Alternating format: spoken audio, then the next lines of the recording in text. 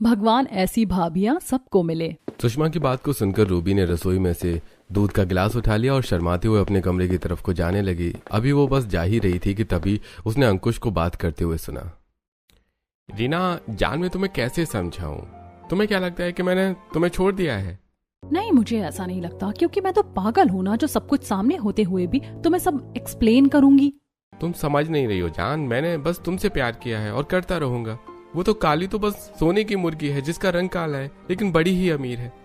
एक बार सही करके मैं उसको ठग लूं, उसके बाद तो तुम्हें सच में शादी करके अपने घर ले जाऊंगा, पक्का। एक तरफ अंकुश रीना से बात कर रहा था तो वहीं दूसरी तरफ रूबी ने सारी बातें सुन ली थी। और ये क्या? तो क्या ये शादी और वो मॉल की तारीफ, वो सब बस धोखा था? नहीं, ऐसा नहीं हो सकता है। रूबी को ऐसे ही सोचते हुए जोरदार चक्कर आ गया और खुद को संभालने के चक्कर में उसके हाथ से दूध का गिलास छूट गया, जिससे कि अंकुश का ध्यान भी उसकी तरफ को ही हो गया। लेकिन अब देखने की बात यह थी कि रूबी के साथ आगे क्या होने वाला था। क्या वो अंकुश को माफ करेगी या अंकुश कुछ करने को सोचेगा? और अगर अंकुश के दिल में कोई और लड़की थी तो उसने रूबी से शादी किस लिए की? जानने के लिए चलिए कहानी में पीछे चलते हैं। अरे ये क्या, भाई किसी से बात कर रही हैं, लेकिन किससे? अरे बाबा, गुस्सा क्यों कर रही हो? तुम्हें मैंने बोला था ना कि आज मेरी बहन को रिश्ते वाले देखने आ रहे हैं। एक बार बस वो हाँ कर जाएं तो उसके बाद मैं घर में हमारी शादी की बात करूंगा और हफ्ते भर में रूबी की शादी करके फिर हमारी भी शादी का सिलसिला उठेगा। पिछले 3 महीनों से मैं यही सुन रही हूँ। रितेश, तुम समझ नहीं रहे हो।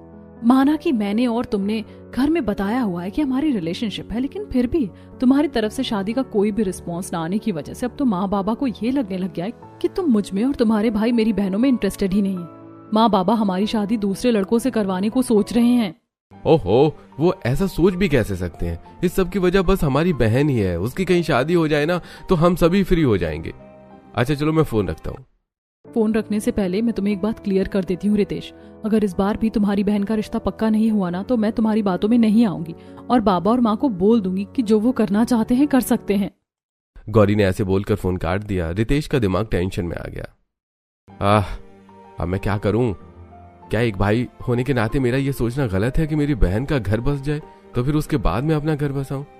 लेकिन बहन भी तो ऐसी हो, न जाने किस मिट्टी की कालिक है उसके ऊपर, किसी को वो पसंद ही नहीं आती है। ये भैया क्या बोल रहे हैं? मेरा तो दिमाग खराब हो गया है। अरे रूबी, तू यहाँ खड़ी हुई है? हाँ भैया, आपको खाना देने को आई थी। तू कब से यहाँ है? बस अभी अभी तो आई थी, ये लीजिए। रूबी अपने आंसुओं को छुपाती हुई वहां से चली गई और अभी वो आ ही रही थी कि उसकी माँ उससे बोली, अरे नहीं रूबी, तू ऐसे ही घूम रही है और मैंने जो तुझे हल्दी और बेसन का फेस मास्क लगाने को दिया था वो तूने लगाया कि नहीं? नहीं माँ, अभी नहीं लगाया। क्यों नहीं लगाया? मैंने तो कहा था कि लगा लेना। तू भी ना, लड़के वाले 1 घंटे में आ रहे हैं, तू ना जाकर वो मास्क लगा, और वो ना बस 15 मिनट लगाना है, लेकिन तू 30 मिनट लगाना। हो सकता है कि तेरे इस काले मुंह का सारा टैन ही निकल जाए। माँ ऐसे क्यों बोल रही हो? क्यों, क्या गलत बोल दिया मैंने? अरे जाना, जाकर काम निपटाए, ऐसे खड़ी नहीं रहे, वो लोग बस आते ही होंगे। कमला की बात को सुनकर रूबी अपने कमरे में चली गई और हल्दी बेसन से बना हुआ मास्क लगाने लगी। रूबी की आंखों में उसको लगाते हुए आंसू आए हुए थे। रूबी एक अमीर घर की काली लड़की थी जिसके घर में उसके 4 भाई और माँ बाप थे। रूबी का रंग बचपन से ही काला था, जिसकी वजह से उसने बचपन से अपने ऊपर काफी कुछ झेला था। अब जवानी में उसके लिए कहीं रिश्ता नहीं मिल पाता था। ऐसे ही सिलसिला जारी था और आज के दिन रूबी को देखने फिर से लड़के वाले आ रहे थे। रूबी घबरा रही थी। अगर आज के दिन भी उन लोगों ने मुझे पसंद नहीं किया तो मैं घर में सभी को बोल दूंगी कि मुझे शादी ही नहीं करनी, फिर चाहे माँ बाबा कुछ भी कहें। अगर मेरी शादी नहीं होगी तो मैं अपने भाइयों को उनकी पसंद से दूर नहीं कर सकती हूँ। कोई नहीं, मेरी नहीं, मेरे भाइयों की शादी हो जाएगी। रूबी ऐसी खुद से ही बोलने लगी। कुछ ही देर के बाद उसकी माँ उसके कमरे में आई। अरे रूबी बेटा, तैयार हुई कि नहीं? ऐसा सही है। हाँ माँ, हो गई। अरे ये क्या, ये तूने क्या कढ़ी चावल के रंग का सूट पहन लिया है? माँ ये मुझे तानिया ने दिया था। जब उसने ये पहना था ना तो उसे बहुत ही तारीफें मिली थी, बोली तू भी यही पहन लेना। तानिया ने पहना वो अलग बात थी, वो गोरी चिट्टी लड़की है और खुद को देख लड्डू के अंदर झांकते हुए चैंटे की तरह लग रही है। इसको उतार दे, ये तुझ पर अच्छा नहीं लग रहा है। क्या माँ? ये ले, ये पहन, इसके अंदर तेरा रंग सही लगेगा। ये चमकते हुए रंग तू नहीं पहना कर, समझ आया? रूबी की माँ ने उसे इनडायरेक्टली हर्ट कर दिया था। रूबी ने उन कपड़ों को बदला और फिर वो नीचे आई। नीचे उसके रिश्ते वाली औरत भावना और उसका बेटा शांतनु बैठा हुआ था। अच्छा अच्छा, तो ये काम है आपके बेटों का। अच्छा अच्छा, अब लड़की से तो हमें मिलवा दीजिए। जी मैं लाती हूँ। ये देखिए, ये है हमारी रूबी। क्या ये आपकी बेटी है सच में? जी हाँ, यही है हमारी रूबी। नमस्ते। माफ कीजिएगा, क्या इस लड़की को आपने गोद बोद लिया था क्या? ये तो एकदम अलग ही है। लगता है कि ये लोग भी मुझे पसंद नहीं करेंगे। रूबी अभी ऐसे सोच ही रही थी कि तभी भावना बोल पड़ी। माफ कीजिए, लेकिन ये लड़की हमारे बेटे के मेल की नहीं है। वो क्या ना, हमारा बेटा कहाँ शहजादा सा, और हम इस महल में शहजादी की तलाश में आए थे, लेकिन। अरे सुनिए तो सही। चल बेटा। भावना ने भी रूबी को रिजेक्ट कर दिया था। वो अपने बेटे के साथ चली गई, जिसके बाद। ये क्या माँ? अरे चुप कर तू। कब तक हम यूं लड़के वालों के स्वागत की तैयारी कर करके बस उनकी ना ही सुनते रहेंगे? इसके चेहरे पर मेकअप क्यों नहीं करवाती हो तुम कमला? अजी मेरी क्या गलती है? आप मेरे ऊपर क्यों गुस्सा उतार रहे हैं? जैसे देखो वो आता है और चला जाता है। हाँ बस बहुत हो गया माँ बाबा। हम जिन लड़कियों को पसंद करते हैं उनके घर से भी अब उनकी शादी की बात उठने लगी है। उनके माँ बाबा को लगता है कि हम उनके अंदर इंटरेस्टेड ही नहीं है, इसलिए वो उनकी शादी करवाने को सोच रहे हैं। अब बताइए कि हम लोग क्या करें? नहीं, पहले होगी तो। बाबा माँ, मुझे शादी नहीं करनी है, मैं खुश हूँ ऐसे ही। आप भैया की शादी करवा दीजिए। क्या? हाँ माँ, मैं भैया की शादी देखना चाहती हूँ, अपनी भाभीियों के साथ वक्त गुजारना चाहती हूँ। अगर यही बात तू पहले से बता देती तो तेरा क्या घिस जाता? बोल। माँ वो तायरा, इसके लिए तो रिश्ता मिलता नहीं, इसीलिए अब मैं पहले अपने बेटों की ही शादी करूंगी। वो लड़कियां क्या पागल हैं जो हम बस उन्हें इंतजार करवाते रहें? संजीव जी फोन मिलाइए, अब कल ही शादी की दिन तारीख पक्की होगी। संजीव ने फोन मिलाया, जिसके बाद कमला ने चारों लड़कियों की मां आस्था से बात कर ली और बात कल के दिन एक बड़े रेस्टोरेंट की करनी तय हुई। अगले दिन पूरा परिवार दिन तारीख पक्की करने को रेस्टोरेंट के बाहर था। यह एक बहुत ही बड़ा रेस्टोरेंट है, शहर का सबसे नामी। रूबी तुम थोड़ा तमीज में रहना। चलो, आस्था और मनीष जी हमारा इंतजार कर रहे हैं। संजीव के पीछे उसका पूरा परिवार चल दिया। रूबी कुछ पीछे रह गई थी। पूरा परिवार रितेश, संजय, सात्विक और जतिन अपनी माँ बाप के साथ गौरी, शिखा, सोना और श्रुति के माँ बाबा के पास आ गई। टेबल पर वो चारों भी थी। वेलकम, स्वागत है आपका होने वाले समधी और समधन जी, आपका भी। अरे भाई, बड़ा इंतजार करवाया आप लोगों ने उस दिन के लिए। सीट लीजिए। सभी बैठ गए। पीछे से रूबी आई और वो बस आकर बैठने ही वाली थी कि तभी। एक्सक्यूज मी मैम, आप यहाँ नहीं बैठ सकती हैं। जी लेकिन क्यों? ये फैमिली टेबल है और पहले से बुक है। आप चलिए, मैं आपको दूसरी जगह दिखाती हूँ। मैं यहीं बैठूंगी, ये मेरी ही जगह है। पर मैम, हमारे होटल में ऐसे बैठना अलाउ नहीं है। आप किसी फैमिली के बीच में नहीं बैठ सकती ऐसे। ये मेरा ही परिवार है, मैं किसी के बीच में नहीं बैठ रही हूँ, समझ आया? ये आपका ही परिवार है? माफ कीजिए, मुझे लगा नहीं, बैठ जाइए मैम। तनु, जो कि वहां की वेट्रेस थी, वो घबराकर चली गई। रूबी अभी बैठी ही थी कि चारों होने वाली भाभियों की माँ आस्था बोल पड़ी। वैसे उस वेट्रेस की गलती नहीं थी बेटा, तुम दिखती ही इतनी ज्यादा अलग हो कि कोई भी धोखा खा जाए। माँ, आपको बताने की जरूरत नहीं है। एक तो पहले इतना ज्यादा एम्बैरेसिंग मोमेंट हुआ है उस बेचारी के लिए, और आप उसको बुरा फील करवा रही हो। अरे कुछ बुरा नहीं है इसके लिए, तुम ध्यान नहीं दो। बेचारी रूबी के दिल के बारे में किसी ने नहीं सोचा। उसको बहुत ही ज्यादा बुरा लगा था, लेकिन फिर भी रूबी के कंधे पर हाथ रखकर कोई सहलाने वाला भी नहीं था। सभी ने खाना खाया और शादी के दिन तारीख पक्की की, लेकिन रूबी कुछ नहीं बोली। एक हफ्ते बाद की शादी की तारीख पक्की हुई थी। घर में तैयारियां शुरू हो गई थी। आज के दिन रूबी अपनी माँ के साथ बाजार से आ रही थी कि तभी उन्होंने अपनी पड़ोस के घर से कुछ आवाजें सुनी। छोड़िए, मुझे आपसे कितनी बार कहना पड़ेगा, छोड़िए। माँ, ये कैसी आवाजें आ रही हैं? ये तो तान्या की ताई जी का घर है ना? हाँ तो रही है।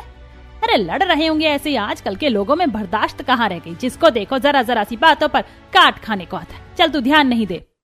कमला रूबी को ले आई, लेकिन रूबी का ध्यान उस लड़ाई में ही पड़ा हुआ था। उसने अपने कमरे में जाकर अपनी सहेली को फोन मिलाया और तान्या, आज तेरी ताई जी के घर से आवाजें आ रही थी। अरे हाँ, बस वो कुछ नहीं, मेरी बहन मतलब ताई जी की लड़की और उसकी भाभी के बीच लड़ाइयाँ हो रही थी। क्या ननद और भाभी के बीच इतनी जोरदार लड़ाइयाँ? और नहीं तो क्या। तुझे क्या लगता है कि नंद भाभी के बीच का रिश्ता बड़ा ही प्यारा होता है? उसकी भाभी एक नंबर की चांडाल है, और मेरी भी तो अब एक भाभी आ गई है। मैं तो उनसे भी बड़ी परेशान हूँ। जल्दी से जल्दी बस मेरी शादी हो जाए। क्या भाभियां इतनी खराब होती हैं? हाँ और नहीं तो क्या। वैसे तू क्यों इतनी परेशान हो रही है? अरे हाँ, तेरे भाइयों की भी तो अचानक में शादी हो रही है। भाई अब तो तू गई, अब तो तेरी फील्डिंग सेट है। तेरी तो 4-4 भाभियां आएंगी। मुझे नहीं ऐसे डरा। थोड़ा तो डरना पड़ेगा। अच्छा मेरी एक बात सुन, एकदम लाखों की बात है, तू ना अपनी भाभीियों से ज्यादा मतलब वास्ता नहीं रखना, समझ आया? मतलब ना उनसे बोलना, ना ही ज्यादा उनकी सुनना, और कोई राज वाली बात तो बताना ही नहीं, इससे ना आगे की तुझे ही फायदा होगा, समझ आया तुझे? क्या सच? ठीक है, अगर तू कह रही है तो।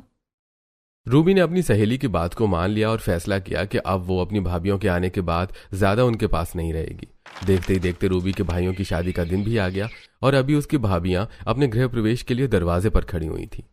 हाय, कैसी चांद की चांदनी जैसी बहू है मेरी। रुको, मैं अभी तुम्हारा गृह प्रवेश करवाती हूँ। अरे रूबी, तू यहाँ खड़ी हुई है ना, जल्दी से जाकर अपनी भाभीियों के लिए गृह प्रवेश की थाली ला।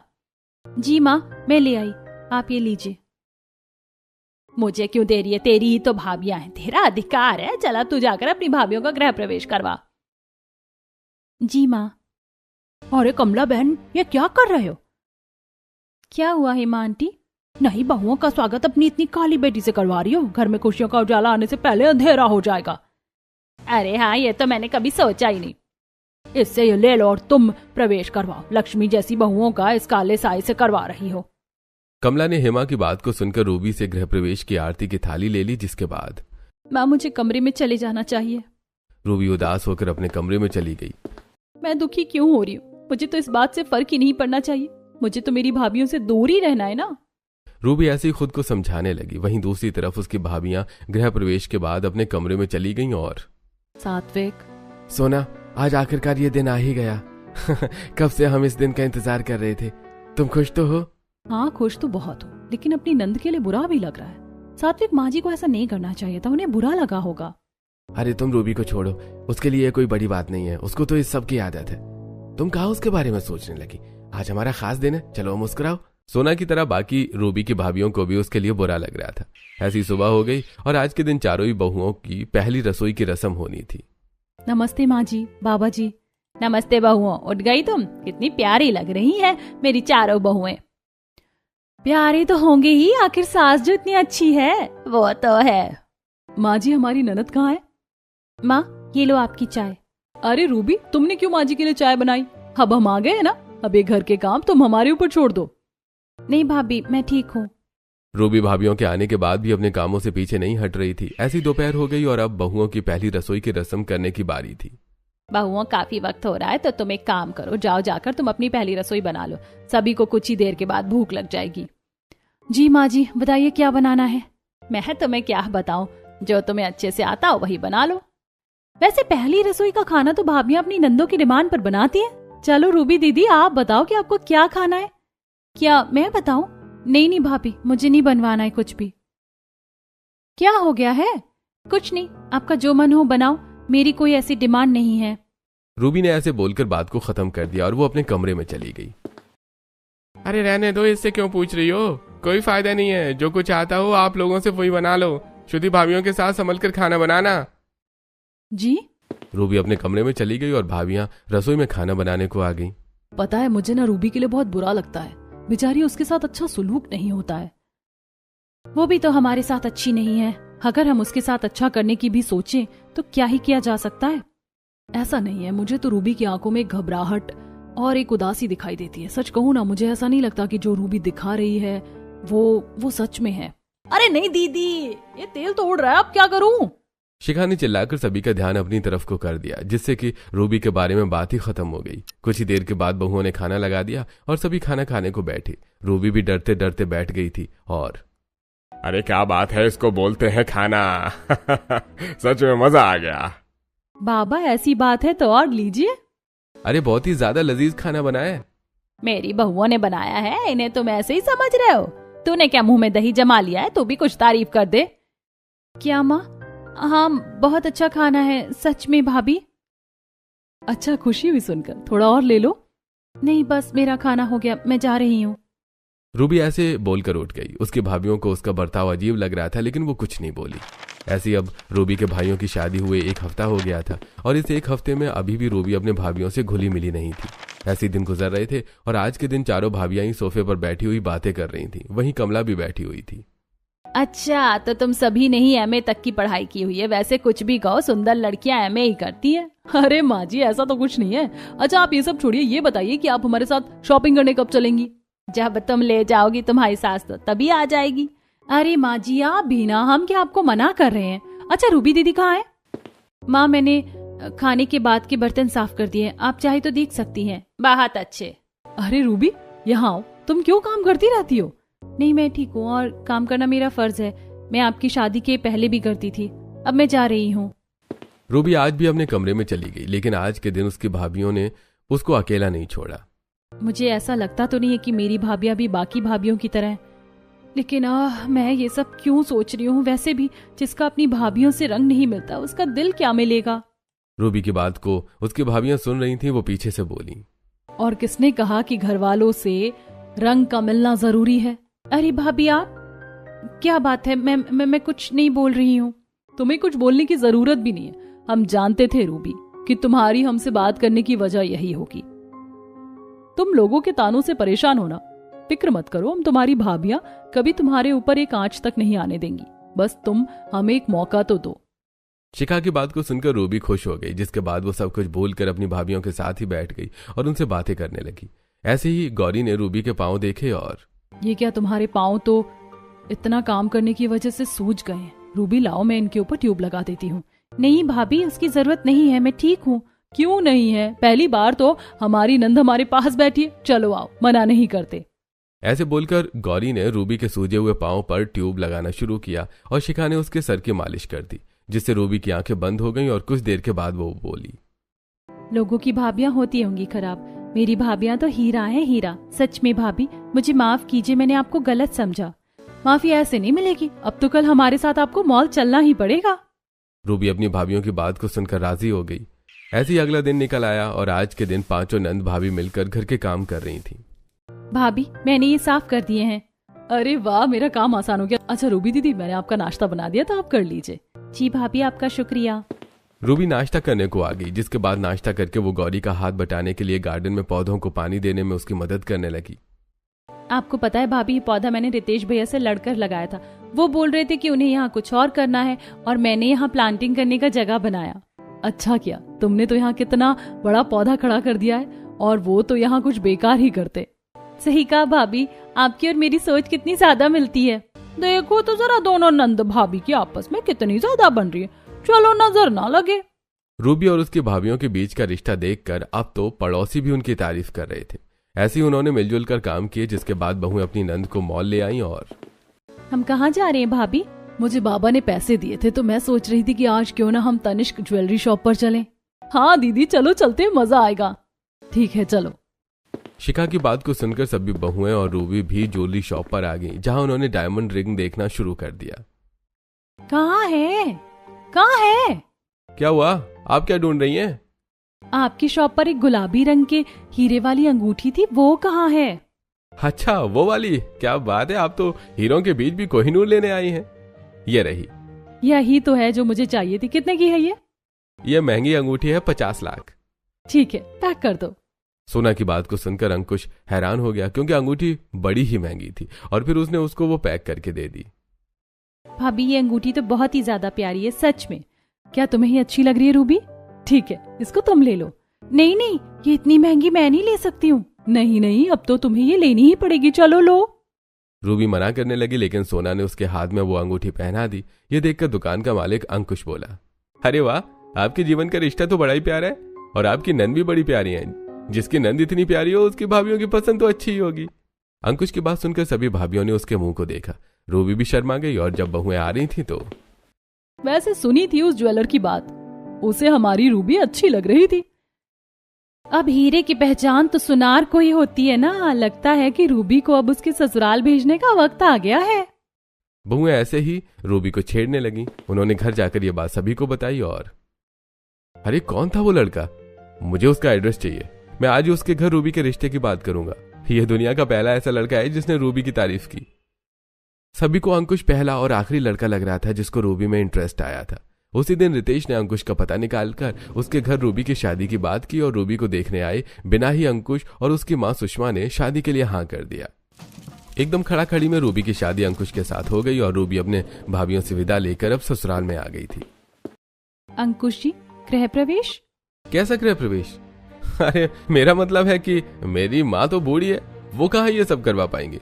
तुम ऐसे ही अंदर आ जाओ, तुम्हारे कदम आ जाएंगे तो बस समझो कि हो गया गृह प्रवेश। अंकुश का घर बड़ा था। रूबी ऐसे ही अंदर आ गई। उसके साथ सोफे पर थी। रूबी उसके साथ बैठ गई और अंकुश कमरे में चला गया। नमस्ते सासू माँ। नमस्ते। आज से मैं आपकी बहू हूँ, मैं आपकी बहुत ही अच्छे से सेवा करूंगी। अच्छा है, चल बहू अब तू कमरे में चली जा। वैसे भी अंकुश भी थका हुआ है और मैं भी। और हाँ, रसोई में ना दूध रखा हुआ, जाकर वो ले ले और कमरे में चली जा। सुषमा की बात को सुनकर रूबी ने रसोई में से दूध का गिलास उठा लिया और शर्माते हुए अपने कमरे की तरफ को जाने लगी। अभी वो बस जा ही रही थी कि उसने अंकुश को बात करते हुए सुना। अरे रीना जान, मैं तुम्हें कैसे समझाऊं? तुम्हें क्या लगता है कि मैंने तुम्हें छोड़ दिया है? नहीं, मुझे ऐसा नहीं लगता, क्योंकि मैं तो पागल हूँ ना, जो सब कुछ सामने होते हुए भी तुम्हें सब एक्सप्लेन करेगी। अरे तुम समझ नहीं रही हो जान, मैंने बस तुमसे प्यार किया है और करता रहूंगा। वो काली तो बस सोने की मुर्गी है, जिसका रंग काला है लेकिन बड़ी ही अमीर है। एक बार सही करके मैं उसको ठग लूं, उसके बाद तो मैं तुम्हें सच में शादी करके अपने घर ले आऊंगा, पक्का। एक तरफ अंकुश रीना से बात कर रहा था तो वहीं दूसरी तरफ रूबी ने सारी बातें सुन ली थी। और ये क्या? तो क्या ये शादी और वो मॉल की तारीफ, वो सब बस धोखा था? नहीं, ऐसा नहीं हो सकता है। रूबी को ऐसे ही सोचते हुए जोरदार चक्कर आ गया और खुद को संभालने के चक्कर में उसके हाथ से दूध का गिलास छूट गया, जिससे कि अंकुश का ध्यान भी उसकी तरफ को हो ही गया। और अरे रूबी, क्या हुआ तुम्हें? अगर मैंने कुछ बोला तो मेरे परिवार का सारा लगाया हुआ पैसा और सब खत्म हो जाएगा, ये रिश्ता खत्म हो जाएगा, मुझे चुप रहना पड़ेगा। कुछ नहीं, बस वो जोड़ा भारी है ना, तो मुझे चक्कर आ गया था। संभल कर, ऐसे नहीं करते। अरे चलो आओ, अंदर आओ। चलो अच्छा है कि इसने कुछ सुना नहीं। अंकुश को लग रहा था कि रूबी ने कुछ नहीं सुना, लेकिन असल में रूबी ने सब कुछ सुन लिया था। ऐसे ही अगले दिन आज रूबी की पहली रसोई का दिन था। और माँ जी, आज तो मेरी पहली रसोई होगी ना, मैं क्या बनाऊं? उल्लू बना ले। मजाक कर रही हूँ, कुछ भी बना दे। और क्या पहली रसोई वसोई, अब तो तुझे खाना बनाना ही है, कुछ भी बना दे। सुषमा की बात को सुनकर रूबी रसोई में आ गई। अभी वो खाना बना ही रही थी कि उसकी भाभीियों का उसके पास फोन आया। ओहो, ससुराल जाकर तो याद भी नहीं आ रही है। नहीं, ऐसा नहीं है भाभी। क्या बन रहा है पहली रसोई में? काफी कुछ। आप आएंगी? अरे हम इसी का तो इंतजार कर रहे थे, हम आ जाएंगे। श्रुति ने ऐसे बोलकर फोन काट दिया। और अरे नहीं, मैंने तो कुछ भी खास नहीं बनाया, मैंने तो ऐसे ही बोल दिया था, लेकिन लगता है कि भाभियां तो यहाँ आ रही हैं। अब क्या करूं, चलो बाहर से कुछ मंगवा लेती हूँ। रूबी ने ऐसे बोलकर खाना ऑर्डर कर दिया। कुछ ही देर के बाद उसकी भाभियां खाकर चली गईं, लेकिन उनके जाते ही किससे पूछ कर तूने बाहर से खाना मंगवाया था? माँ जी, वो भाभी आ रही थी तो इसीलिए। अच्छा, तेरी भाभियां इतनी खास हैं? अंकुश जी, माँ को देखो ना। अरे माँ, ये आप क्या कर रही हैं? ऐसे नहीं मारते हैं, ऐसे मारते हैं। दोनों माँ बेटे ने मिलकर रूबी को खूब मारा और खाने के पैसे भी उन्होंने रूबी से ही वसूले। ऐसे अब रूबी की शादी हुए 1 महीना बीत गया था। रूबी ना तो अपने घर जाती और ना ही अपनी भाभियों से कोई बात करती थी। ऐसी आज के दिन रूबी बाजार आई हुई थी कि उसकी टक्कर एकदम एक औरत से हुई। माफ कर दीजिए। कोई नहीं। ये क्या? रूबी? भाभी, रूबी, ये तुम क्या हाल बनाकर घूम रही हो? रूबी ने घिसी हुई सी बहुत ही बेकार साड़ी पहनी हुई थी, साथ ही उसका रंग भी बेहद ही काला हो गया था। वो भाभी, गर्मी हो रही है ना, तो बस इसीलिए मैंने घिसी हुई साड़ी पहन ली। पक्का ना? हाँ भाभी, एकदम पक्का। रूबी ने ऐसे बोलकर जैसे मुंह पर से अपने बाल हटाए तो उसकी बाजू पर भाभियों को कुछ निशान दिखाई दिए। और ये निशान कैसे है? कुछ नहीं भाभी, मुझे देर हो रही, मैं सामान लेकर घर जा रही हूँ। रूबी की बात को सुनकर भाभियां उसको रोक तो नहीं पाई, लेकिन उन्हें शक हो गया था। ऐसे कुछ दिन और गुजरे। रूबी अपने मायके वालों से पैसे लेती रहती थी। आज वो बाहर घूमने आई थी कि तभी उसने पैसे मांगे, जिससे आज रूबी घूमने गई हुई थी अंकुश के साथ, लेकिन सोचने वाली बात यह है कि उन्होंने यहाँ से पैसे मांगे क्यों? मुझे तो डर लगने लगा है, पता नहीं क्यों। हम लोगों को पता लगाना चाहिए। बहुओं ने सच जानने के लिए एक प्लान बनाया। अगले दिन वो रूबी के घर गई। और ननद जी, कल तो घूम कर आई थी ना आप, फोटो तो दिखाओ। मेरे पास फोटो नहीं है भाभी। रूबी ने किसी को भी फोटो नहीं दिखाई, क्योंकि उसके पास कोई फोटो थे ही नहीं। ऐसी भाभियों ने बातें की और वो वहां से चली आई। अभी वो आई ही थी कि तभी रूबी के घर अंकुश रीना को लेकर आ गया और दोनों माँ बेटे ने फिर से बेवजह रूबी को मारना शुरू कर दिया। बचाओ, बचाओ। काली हर दूसरे दिन अपनी भाभियों को बुलाकर बैठ जाती है। ये ले। अंकुश अभी रूबी को मार ही रहा था कि वहां गौरी और सोना पहुंच गईं। हे, तेरी इतनी हिम्मत भी कैसे हुई मेरी ननद के ऊपर हाथ उठाने की? अरे आप दोनों? भाभी, तुम्हें क्या लगता है कि तुम इसको बचा लोगी? ये लो। रुक बुढ़िया, तुझे तो मैं बताती हूँ। सोना ने सुषमा की बाजू को पकड़कर मोड़ दिया, जिसके बाद सुषमा की चीख निकल गई। अंकुश अपनी मां को छुड़ाने आ ही रहा था कि वहां एकदम से शिखा और श्रुति वहां पुलिस लेकर आ गई और इंस्पेक्टर, गिरफ्तार कर लीजिए इन्हें। पुलिस ने सभी कुछ अपनी आंखों से देखा था। उन्होंने सुषमा, रीना और अंकुश को गिरफ्तार कर लिया, जिसके बाद भाभियां रूबी को मायके वापस ले आई। और जब मायके वालों को ये बात पता चली तो सभी बहुत ही ज्यादा परेशान हो गए। क्या हम सभी तुम्हारे अपने नहीं हैं रूबी? तुमने हमें उन हैवानों के बारे में क्यों नहीं बताया? क्योंकि भाभी, मैं नहीं चाहती थी कि मैं फिर से अपने मायके वालों के ऊपर बोझ बन जाऊं। बस इसीलिए मैंने किसी को नहीं बताया। तुम पागल हो? वो तो शुक्र है कि जब हम तुम्हारे घर गए थे तो हम कैमरा लगा आए थे और हमने सब देख लिया था, नहीं तो आज क्या हो जाता। तू मेरी बेटी है, कोई बोझ नहीं है, समझ आया? उन लोगों से तुझे डिवोर्स मिल जाएगा रूबी, और जो तेरे लिए बेहतर होगा वो खुद चल कर आएगा। कमला ने अपनी बेटी रूबी को समझाया, जिससे कि रूबी की आंखों में आंसू आ गए। फिर क्या था, रूबी ने अंकुश को डिवोर्स दे दिया, जिसके बाद रूबी के लिए एक नॉर्मल से लड़के का रिश्ता आया जो कि उसका कॉलेज का दोस्त था। रूबी की भाभियों को वो लड़का ठीक लगा क्योंकि उसको पैसे का लालच नहीं था और उन्होंने रूबी की शादी उसी से ही कर दी। अब रूबी अपने नए पति के साथ खुश थी। सोहन उसे बहुत ही ज्यादा खुश रखता था और अब सब ठीक हो गया था।